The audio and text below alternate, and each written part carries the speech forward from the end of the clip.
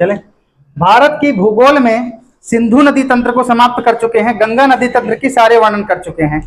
दो दो पार्ट और बचे हैं, ब्रह्मपुत्र नदी तंत्र, दूसरा है प्रायद्वीपीय पठार की नदियां। ये सबसे बड़ा चैप्टर होता है, इसको पढ़ने के बाद फिर ब्रह्मपुत्र नदी तंत्र पढ़ा देंगे। इसके पहले वीडियो में बता चुके थे, ब्रह्मपुत्र नदी 4 जगहों पे उसका नाम परिवर्तित होता है। जैसे तिब्बत के पठार पे उसका नाम अलग हो जाता है, जैसे ही यूटर्न लेकर अरुणाचल प्रदेश में प्रवेश करती है तब उसका नाम अलग हो जाता है, असम घाटी में भी उसका नाम अलग हो जाता है, और बंगाल की खाड़ी में पहुंचते पहुंचते बांग्लादेश में भी उसका नाम अलग हो जाता है। चारों नाम क्या क्या है इस पर चर्चा बता चुके हैं। आज जानते हैं प्रायद्वीपीय पठार की नदियां। इस पर 2 तरह की नदियां होती हैं। ये प्रायद्वीपीय पठार से जो नदियां निकलती हैं या तो अरब सागर में गिरेंगी पश्चिम दिशा में बहकर, या तो पूरब दिशा में बंगाल की खाड़ी में गिरेंगी। यही है। देखिए प्रायद्वीपीय पठार की नदियां, लिखिए प्रायद्वीपीय पठार की नदियां, प्रायद्वीपीय पठार की नदियां, प्रायद्वीपीय पठार की नदियां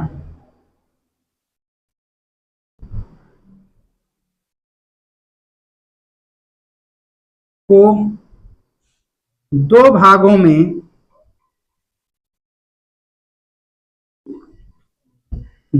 में बांटकर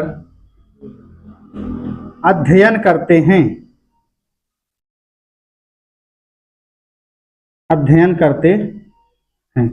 नंबर 1, अरब सागर में गिरने वाली नदियां।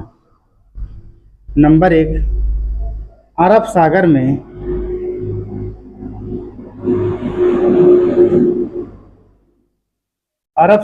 गिरने वाली नदियां।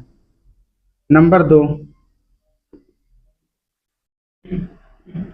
बंगाल की खाड़ी में गिरने वाली नदियां।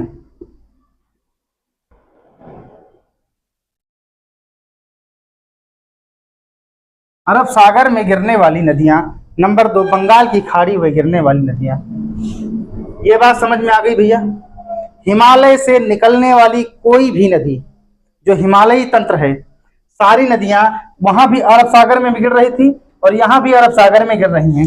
प्रायद्वीपीय पठार से जो नदियां निकलेंगी, जो पश्चिम दिशा में जिनका प्रवाह तंत्र होगा, मतलब जो पश्चिम दिशा में बहेंगी, वो कहाँ गिरेंगी? अरब सागर में। जो पूरब दिशा में जिनका अपवाह तंत्र होगा, अर्थात पूरब दिशा में बहेंगी, वो कहाँ गिरेंगी?